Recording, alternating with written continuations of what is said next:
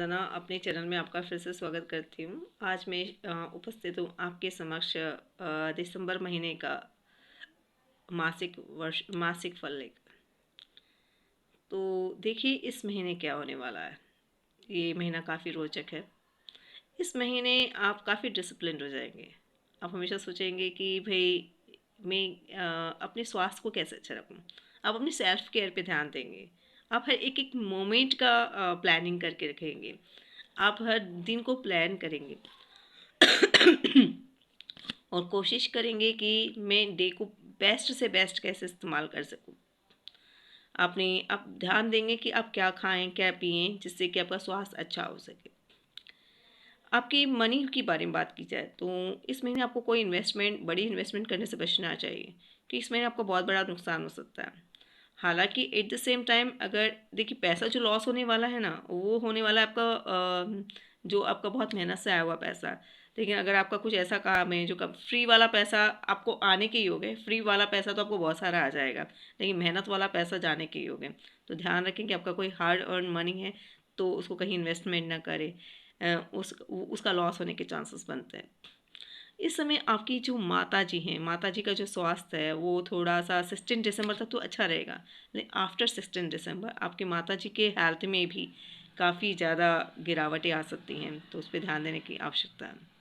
इस महीने अगर हम बात करें लव रिलेशनशिप की तो पहले से ही नोक झोंक शुरू हो गई है। 30 अक्टूबर की से ही नवंबर के महीने में रही है और उसमें इजाफा होने वाला है। आपको लगेगा जो लव रिलेशनशिप चल रही थी अब वो बिल्कुल ख़त्म होने वाली है और शायद ख़त्म होने हो जाएगी।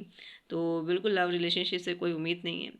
इस महीने आपका बिल्कुल जो पढ़ने वाले में जो ग्रेस्पिंग पावर है बिल्कुल वीक नज़र आता है ना। आपको बहुत हार्ड वर्क करना पड़ेगा। इवन आपके बच्चे हैं, बच्चों का भी आपको हेल्थ इश्यूज नज़र आएंगे। वो लोग भी पढ़ाई पे ध्यान नहीं देंगे। तो आपको बहुत ध्यान देना है, आपकी कंसंट्रेशन को बनाए रखें, बच्चों पर ध्यान दें। पक्षियों को आप मूंग और चने की दाल भिंगा कर देना शुरू करें और बच्चों पे स्पेशल ध्यान दें। बच्चों के लिए आप गणेश जी की आराधना शुरू कीजिए। डेली ओम गण गणपते नमः रोज़ 108 बार गणेश चालीसा का पाठ करें, गणेश जी को ध्रुवा चढ़ाएं। तो आपकी जो लव रिलेशनशिप वाली प्रॉब्लम है, बच्चों से संबंधित इश्यूज हैं, है ना, उसमें थोड़ी आपको राहत मिलेगी। अगर आप कोई लीगल इश्यूज़ में फंसे हुए हैं, आप सोच रहे हैं कि ये कब सॉर्ट आउट होगा, मेरी विजय होगी या नहीं होगी, तो उसमें आपकी जीत के चांसेस बने हुए हैं। अब हम बात करते हैं आपके हस्बैंड के साथ कैसे रिलेशनशिप रहेंगे। हस्बैंड का जो रुख होगा इस महीने काफ़ी कड़क रहेगा, बड़े स्ट्रांग रहेंगे। और पर आपको इसका कोई फ़र्क नहीं पड़ेगा क्योंकि आप अलग दुनिया में रहेंगे, वो अलग दुनिया में रहेंगे।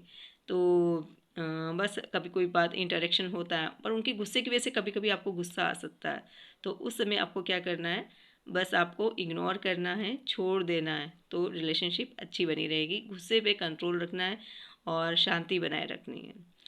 अब 16 दिसंबर के बाद हम देख रहे हैं कि हमारी माता जी का तबीयत खराब हो रही है। तो माता जी के स्वास्थ्य को अच्छा रखने के लिए हम क्या कर सकते हैं, तो डेली सूर्य को जल चढ़ाएं, ओम भास्कराय नमः इस मंत्र का डेली 108 बार जाप करें।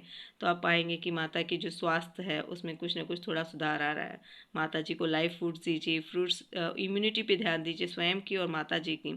तो हम इस परेशानी से, जो माता जी का स्वास्थ्य है उस परेशानी से भी थोड़ी हमें राहत मिलेगी। आपने अगर कोई गाड़ी वगैरह खरीदी हुई है तो गाड़ी वगैरह अगर खरीदनी है, आपको व्हीकल खरीदनी है, तो आप 16 दिसंबर से पहले ले लें। बाद में आप अच्छे से नहीं ले पाएंगे और आपकी गाड़ी वगैरह है, घर में भी कोई इश्यूज आ सकते हैं।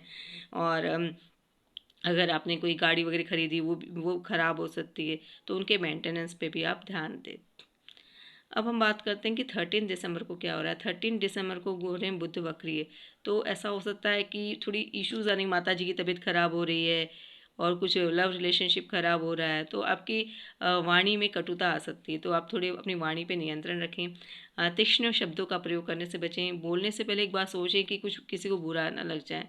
तो ज़रूर आप बुध के नेगेटिव इम्पैक्ट से बच सकते हैं। बट इस समय आपके मन में अच्छे अच्छे ख्याल भी आ सकते हैं, बिल्कुल एक्स्ट्रा ऑर्डिनरी थॉट्स भी आ सकते हैं। तो आप उनको लिख सकते हैं, सजो सकते हैं, लेकिन किसी को हर्ट करें ऐसे शब्दों का प्रयोग करने से बचें। इस महीने आपका लक आपका साथ देगा क्योंकि 9th हाउस के लॉर्ड बैठे हैं शनि 10th हाउस में। आप जितना हार्ड वर्क करेंगे उसके अकॉर्डिंग आपको फल देने के लिए शनि न्यायाधीश बैठे हुए हैं। 11th हाउस में बैठे हैं आपके राहु। राहु क्या कर रहे हैं, राहु आपको सट्टा है, लॉटरी है और कमीशन बेस्ड मनी है वो देने के लिए तत्पर बैठे हुए हैं। अगर आप इन चीज़ों में लिप्त हैं तो हो सकता है कि आपको इस महीने इन फील्ड से पैसा आने के, काफ़ी सारा पैसा आने के योग बनते हैं। अगर आप विदेश जाना चाहते हैं, दूर की यात्रा करना चाहते हैं, अदर स्टेट जाना चाहते हैं तो ये महीना उसके लिए काफ़ी अच्छा है। आप जाने के लिए प्लानिंग कर सकते हैं। और ये तो है कि पैसा तो बहुत सारा लॉस होने वाला है, थोड़ा मनी मैनेजमेंट को ध्यान रख कर आप प्लान कर सकते हैं, बाहर जा सकते हैं। अपार्ट फ्रॉम डैट हमारे घर का माहौल कैसा रहेगा? 1.5 साल से तो घर का माहौल बहुत ख़तरनाक बना हुआ था, लेकिन आप देखेंगे कि इस महीने आपके घर का माहौल अच्छा है। घर में आने पर आपको खुशी महसूस होगी, शांति महसूस होगी। और कहीं ना कहीं कोई जो वास्तु दोष बना हुआ था ऑटोमेटिकली दिवाली की सफाई में वो निकल चुका है, या जिस भी तरह की कंडीशन थी, लेकिन अब माहौल सौहार्दपूर्ण है, ये आपको महसूस होगा। तो ओवरऑल देखते हैं ये महीना काफ़ी हद तक 75% अच्छा है, 25% थोड़ा सा प्रॉब्लमेटिक है। तो आप उसको रेमेडीज़ के द्वारा सॉल्व कर सकते हैं, अच्छा कर सकते हैं। बस 2 रेमेडीज़ कर लीजिए, महीना बहुत अच्छा हो जाएगा। पहली रेमेडी है गणेश जी की उपासना कीजिए, और सेकेंड है सूर्य आराधना कीजिए। अगर ये दोनों चीज़ें आपने कर ली तो इस महीने को आप काफ़ी सुगम, सरल और बेनिफिशियल बना सकते हैं। और मुझे लगता है मेरे द्वारा दी गई जानकारी आपको अच्छी लगी हुई होगी। अगर अच्छी लगी तो इस चैनल को आप सब्सक्राइब कीजिए, वीडियो को लाइक कीजिए और शेयर कीजिए। धन्यवाद।